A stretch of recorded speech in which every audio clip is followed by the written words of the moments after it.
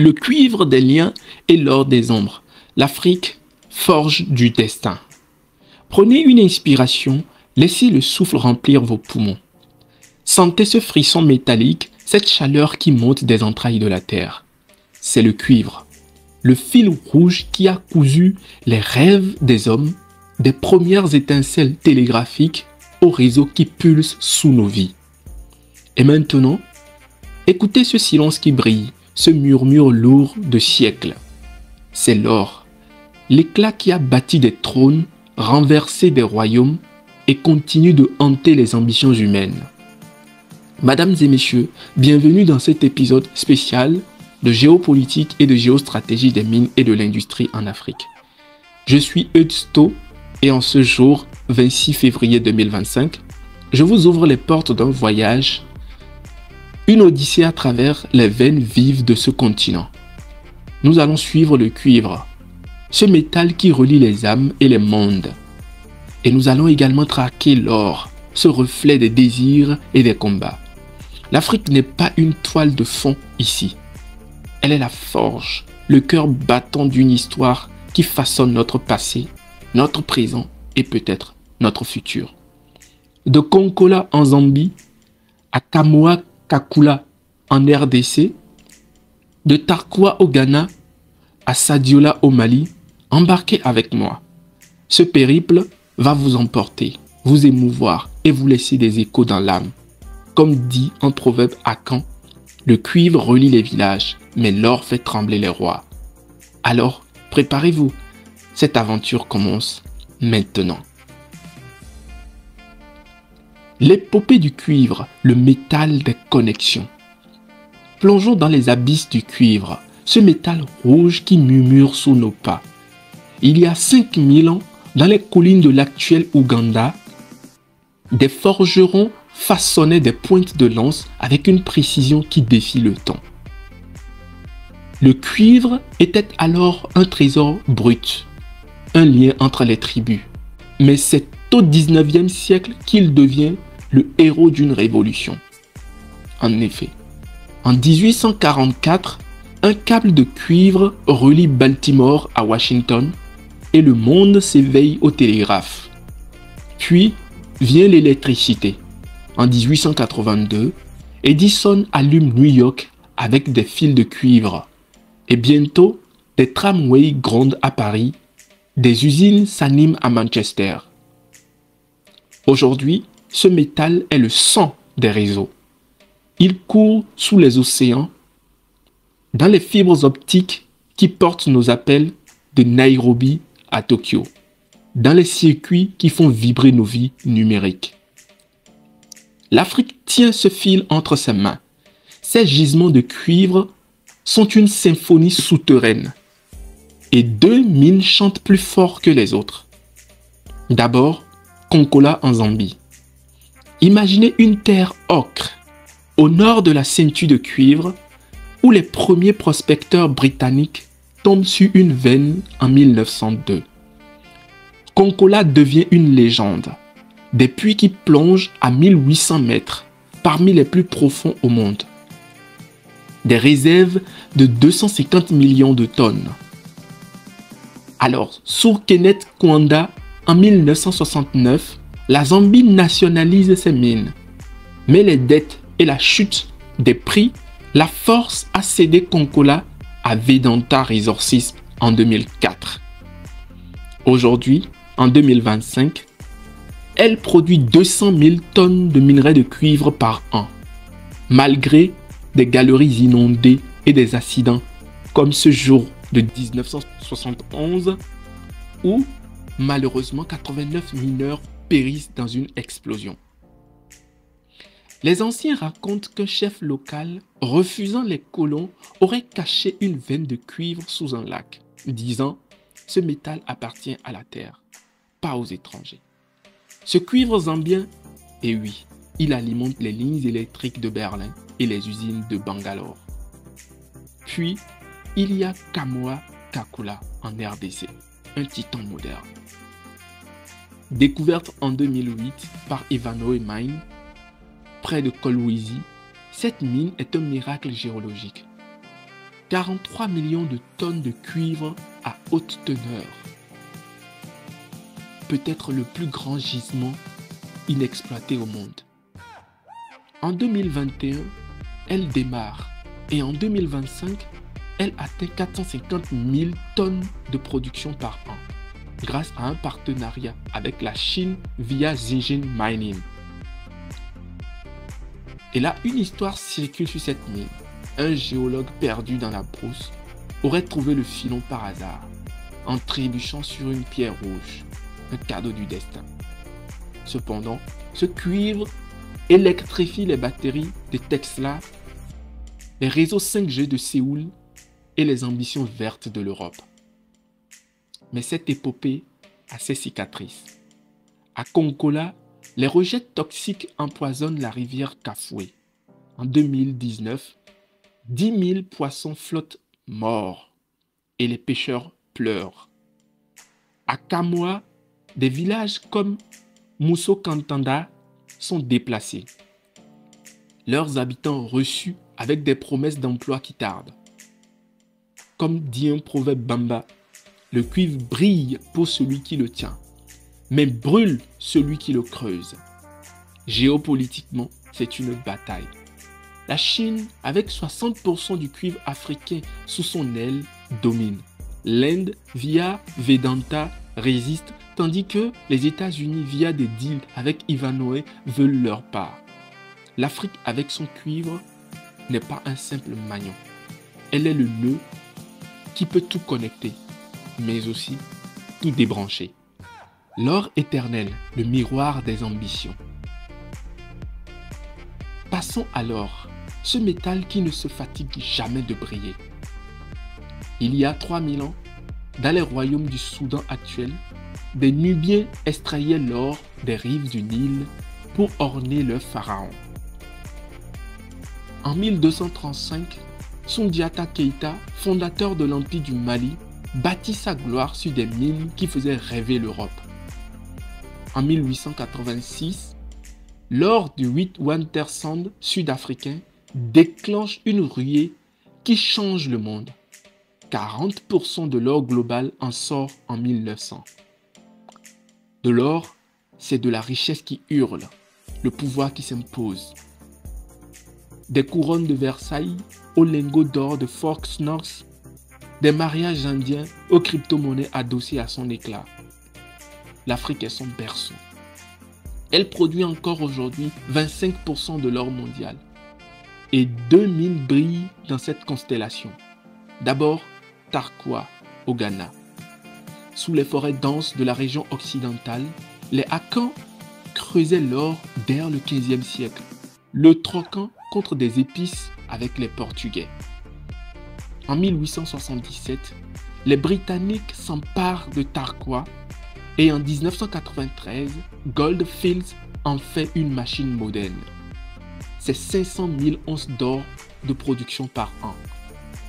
Des filons qui plongent sous la terre rouge.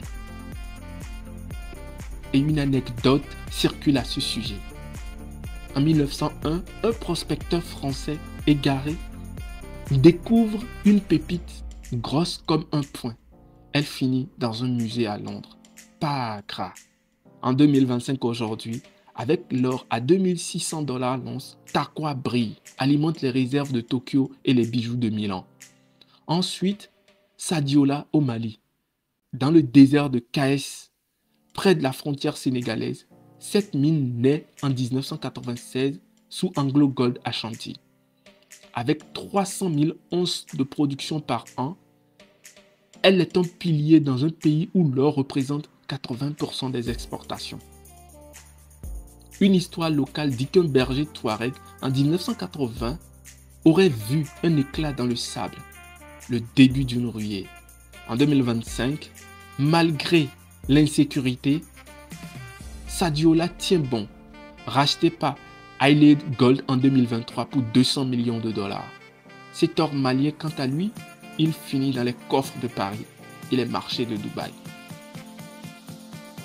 Mais l'éclat a ses ténèbres. À Tarkwa, les Galamsey, 60 000 mineurs illégaux, polluent les rivières avec du mercure.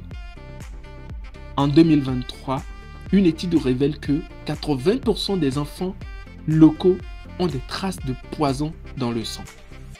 À Sadiola, des groupes armés taxent les convois et un convoi est attaqué en 2024 faisant 5 morts.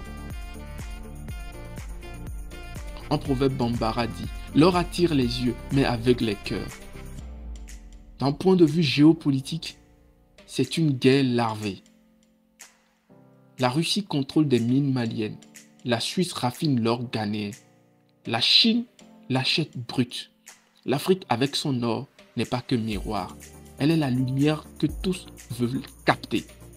Konkwala, Kamaoa, Tarkwa, Sadiola, les 4 battements. Approchons-nous de ces 4 battements, ces mines qui font pulser l'Afrique. Konkola d'abord, imaginez une plaine zambienne où la terre s'ouvre comme une blessure. Depuis 1902, elle crache du cuivre, passant des mains coloniales à Vedanta. En 1970, une grève historique paralyse la mine. 10 000 mineurs réclament des salaires décents. Kwanda cède, mais la joie est coûte. Aujourd'hui, en 2025, malgré des pompes défaillantes et un accident en 2022 faisant 12 morts, elle produit encore, son cuivre filant vers les usines de Shanghai. Kamoa Kakula, ensuite, est une merveille congolaise.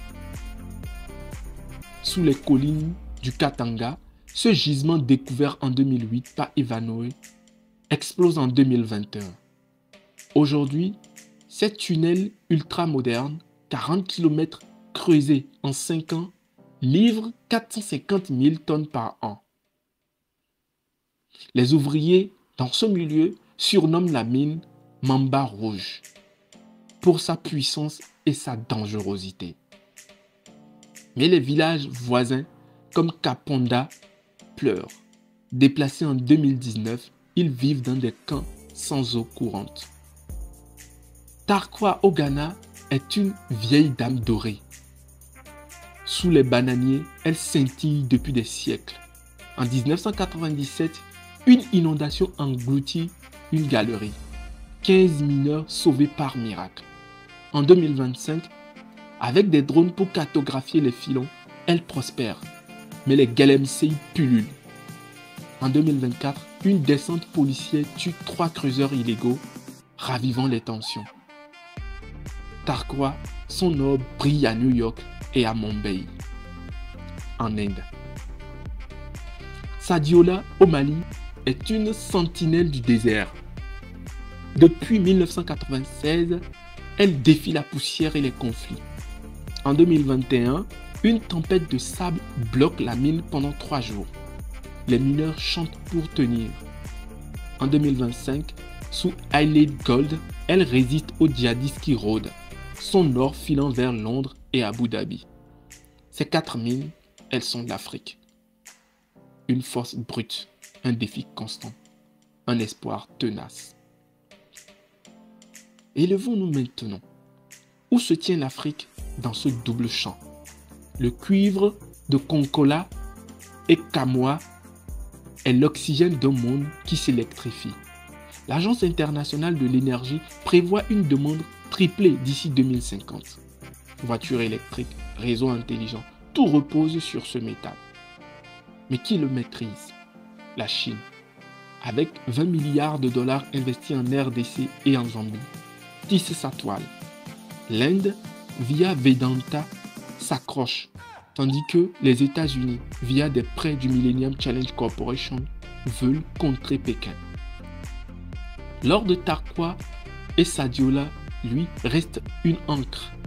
Les réserves mondiales s'entassent, les spéculateurs parient, et des puissances comme la Russie misent sur le Mali pour pouvoir s'implanter.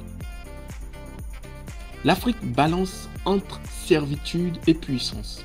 En Zambie, une taxe de 10% sur le cuivre en 2023 fait fuir certains investisseurs, mais remplit les caisses.